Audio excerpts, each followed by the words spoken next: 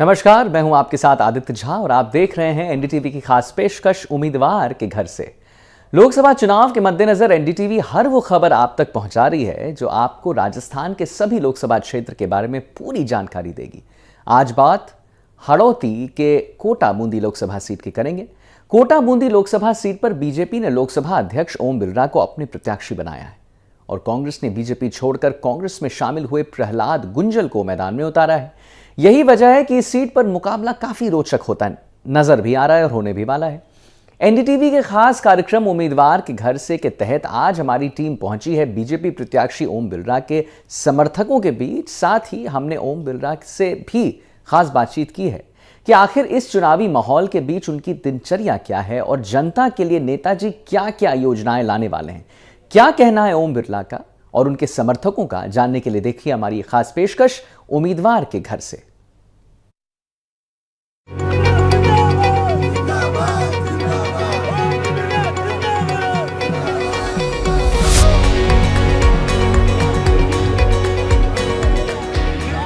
NDTV के खास कार्यक्रम उम्मीदवार के घर से में आपका स्वागत है। इस वक्त हम कोटा बूंदी लोकसभा सीट के जो प्रत्याशी हैं ओम बिरला, उनके आवाज से आज जो प्रचार अभियान के लिए वो निकले हैं रामगंज मंडी विधानसभा क्षेत्र में, एनडीटीवी की टीम उनके साथ है। और आज कैसे ओम बिरला जो है रामगंज मंडी क्षेत्र के जो गांव हैं उन ग्रामीणों से मुखातिब होंगे, अपने लिए जो है मतदान की अपील करेंगे, पार्टी के लिए मतदान की अपील करेंगे।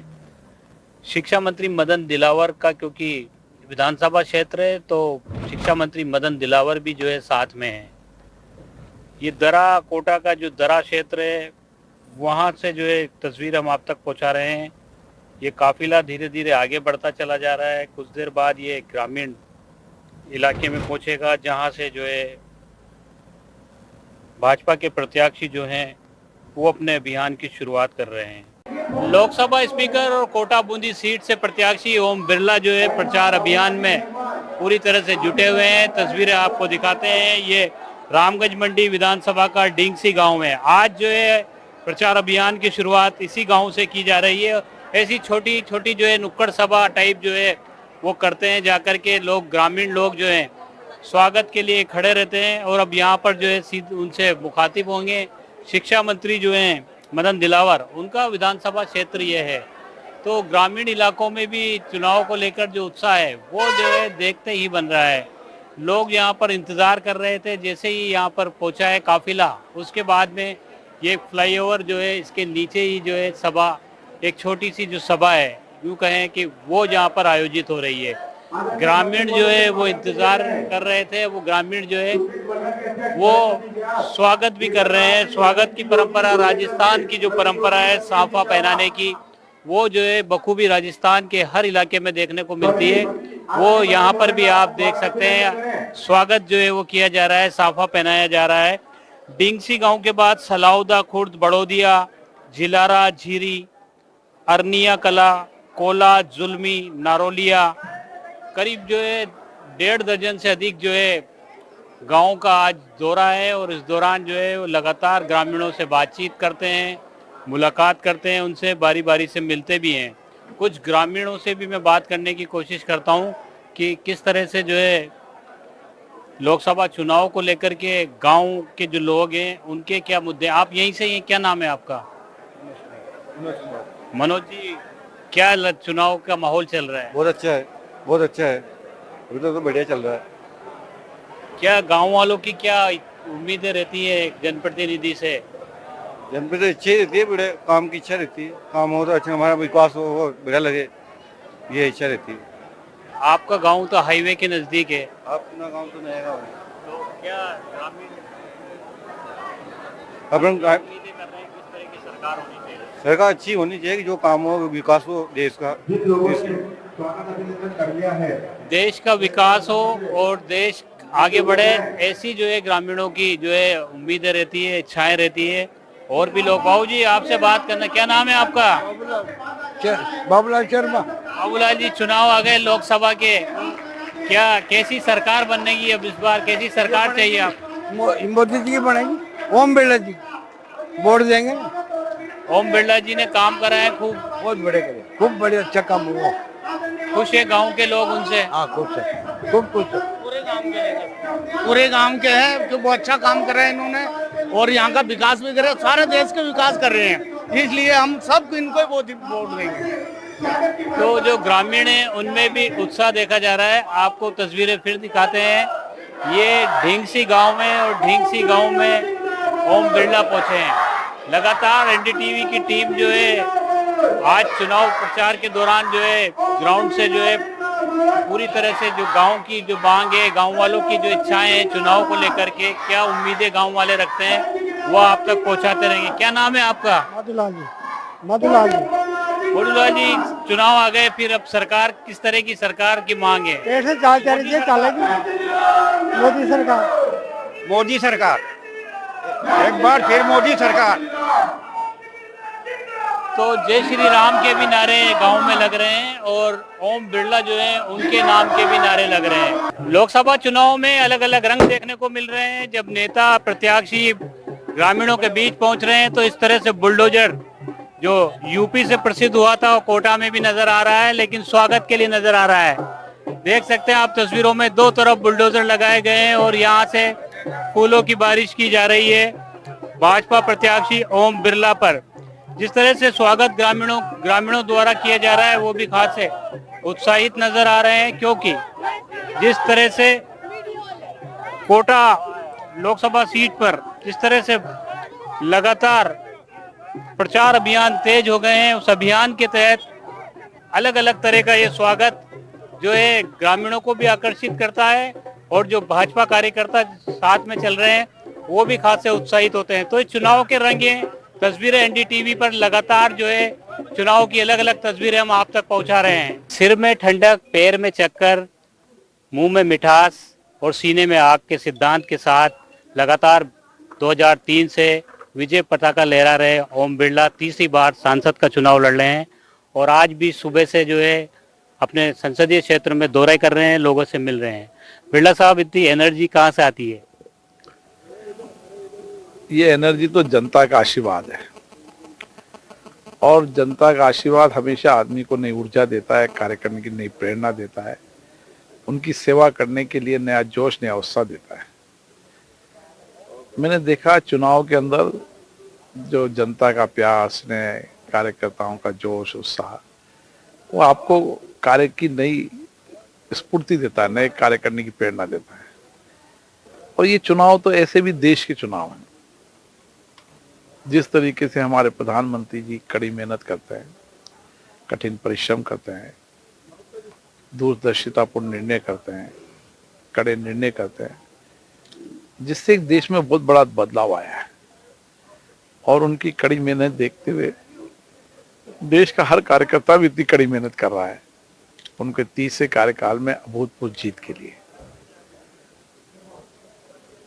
और मुझे आशा है उनके तीसरे कार्यकाल में 400 से अधिक का लक्ष्य प्राप्त होगा और देश के अंदर तीसरा कार्यकाल का अभूतपूर्व होगा, निर्णायक होगा और देश पे और गति देने वाला होगा। वैसे तो आपका रूटीन जो है हमेशा ही टाइट रहता है, लेकिन अब चुनाव चल रहे हैं तो और ज्यादा वो हो गया है अब टाइम टेबल। ऐसे ये दैनिक प्रक्रिया है, ये मतलब 365 दिन की प्रक्रिया है। ये कोई चुनाव में स्पेशल रूप से ज्यादा काम करना पड़ता है, नहीं, टारगेटेड काम करना पड़ता है। जनता के बीच में, गांव में संपर्क अभियान करना पड़ता है, लेकिन नियमित रूप से इसी तरीके से जब भी मैं कोटा आता हूँ, जन सुनवाई करता हूँ, कुछ गांव में जाता हूँ, कुछ सामाजिक कार्यक्रम भी करना पड़ता है और इस तरीके की रूटीन की प्रक्रिया है। मतलब कोई चुनाव आगे तो कोई एक्स्ट्रा काम करना पड़ रहा हो ऐसा नहीं है, ये नियमित की प्रक्रिया जीवन का हिस्सा बना हुआ है। लोग कहते हैं कि लोकसभा स्पीकर ने दिल्ली और कोटा को कोटा बूंदी की तरह कर रखा था, जैसे ही टाइम मिलता अपने क्षेत्र में आ जाते और तमाम प्रोग्रामों में हिस्सा लेते। देखिए, लोकसभा स्पीकर के नाते जो मेरा दायित्व था लोकतांत्रिक संस्थाओं को सशक्त करना, मजबूत करना, जवाब वो मैंने निभाया, लेकिन उसके साथ मुझे जिस जनता ने चुनकर भेजा उसकी मेरी जवाबदेही थी। और मैं जब भी समय मिलता था संसदीय कार्य से मैं कोटा बूंदी संसदीय क्षेत्र में आता था, लोगों से मिलता था, उनके अभाव वो समस्याएं सुनता था और जहाँ उनके साथ खड़े रहना आपदा संकट के समय, ये हमेशा हर एक राजनीतिक कार्यकर्ता, एक सामाजिक कार्यकर्ता का दायित्व होना चाहिए। विशेष रूप से जनप्रतिनिधि को तो विशेष दायित्व होना चाहिए कि जनता की अपेक्षाएं आकांक्षाएं उनसे होती है, उनकी अपेक्षा आकांक्षा काम करना उनका दायित्व है। बिरला साहब, केंद्र की जो योजनाएं हैं वो तो है ही सही, पीएम मोदी का कार्यकाल भी जो है देश बदल रहा है, तमाम चीजें, लेकिन आपकी जो इंडिविजुअल योजनाएं हैं उनका असर दिख रहा है। आप पहुंच रहे हैं, महिलाओं को आपने कई सारी स्वरोजगार से जोड़ा, सुपोषित माँ अभियान है, ऐसे कई सारे अभियान आप कई सालों से चला रहे हैं। तो जब आप लोगों के बीच में जाते हैं तो उसका असर दिखता है आपको, लोग आत्मीयता से मिलते हैं, आपसे नजर भी आता है? देखिए, देश के इंफ्रास्ट्रक्चर का विषय जहाँ तक है, प्रधानमंत्री ने इंफ्रास्ट्रक्चर पर बहुत काम किया है और ये किसी व्यक्ति की उपलब्धि नहीं है। दिल्ली बॉम्बे कॉरिडोर किसी व्यक्ति की उपलब्धि, ये सरकार की उपलब्धि होती है। संसदीय क्षेत्र, कई संसदीय क्षेत्र इसमें आते हैं। कोटा में पासपोर्ट ऑफिस हुआ, कोटा में खेल सुविधाओं का विस्तार हुआ, कोटा में चिकित्सा सुविधाओं का विस्तार हुआ। तमाम जो जो आवश्यकताएं हो सकती थी, जो जो कोटा की मांग थी, उसको समय समय पर पूरा करने का प्रयास किया और उसके परिणाम भी आए हैं और ये हर जनप्रतिनिधि करता है।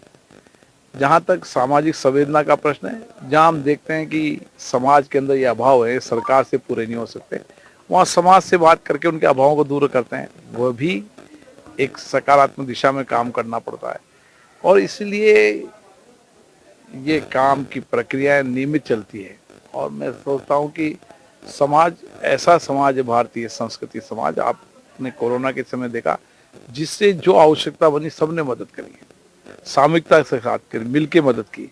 जहाँ भी जिसने अभाव देखे उसने मदद की। ये हमारी दिनचर्या भी कह दें और हमारी कार्यशैली का अंग है। भारतीय संस्कृति कार्यशैली सहयोग, सहकार और सबको साथ लेकर चलना, ये हमारी कार्य पद्धति के जीवन के हिस्से बन चुके हैं। विपक्ष के लिए क्या कहना चाहेंगे? विपक्ष लगातार जो है स्थानीय मुद्दों को उठा रहा है, व्यक्तिगत हमले भी हो रहे हैं। देखो, चुनाव देश के चुनाव हैं। देश में कौन प्रधानमंत्री बने, किसकी सरकार बने, ये मुद्दे इस बात के हैं। जहाँ तक आरोप प्रत्यारोप, तो खुद को अपने नैतिकता पर खुद को प्रश्न करना चाहिए कि हम कहाँ हैं, क्या बोल रहे हैं। 3 महीने पहले हम क्या चर्चा करते थे, 3 महीने बाद क्या चर्चा करते हैं। सामने वाला जो मतदाता उस सब चीज़ों को समझता है, इसलिए मैं आरोप प्रत्यारोप की राजनीति नहीं करता। मैं देश के अंदर जो बदलाव हुआ, जो फैसले हुए और जिससे देश आगे बढ़ा, सुरक्षा, उस मेरे मुद्दे हैं। क्योंकि देश के चुनाव है तो देश के चुनाव तो मुद्दों की, देश के चुनाव के मुद्दों की बात करनी पड़ेगी। ये कोई व्यक्तिगत आरोप प्रत्यारोप के चुनाव नहीं है। ये चुनाव देश में किसकी सरकार बनेगी, कौन प्रधानमंत्री बने, उनको भी अगर उनको लगता है कि उनके प्रधानमंत्री बन सकते हैं तो उनको कहना चाहिए।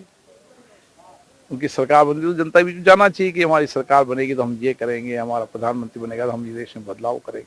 अच्छा होता, लेकिन जैसी सोच हो और जैसे विचार हो, वैसे सबके अपने विचार और कार्यशैली होती है राजनीति के अंदर। तो लोकसभा अध्यक्ष ओम बिरला अपने अंदाज में एक बार फिर उन्होंने कह दिया ये देश के बदलाव का चुनाव है। जहां तक जो है सामाजिक कार्यों की बात है तो इसको संस्कृति का हिस्सा बताकर वो लगातार इस काम में जुटे रहेंगे और उम्मीद पूरी की जा रही है स्पीकर की ओर से भी और मतदाताओं की ओर से भी, एक बार फिर जो है जीत की हैट्रिक लोकसभा में भी लगाएंगे।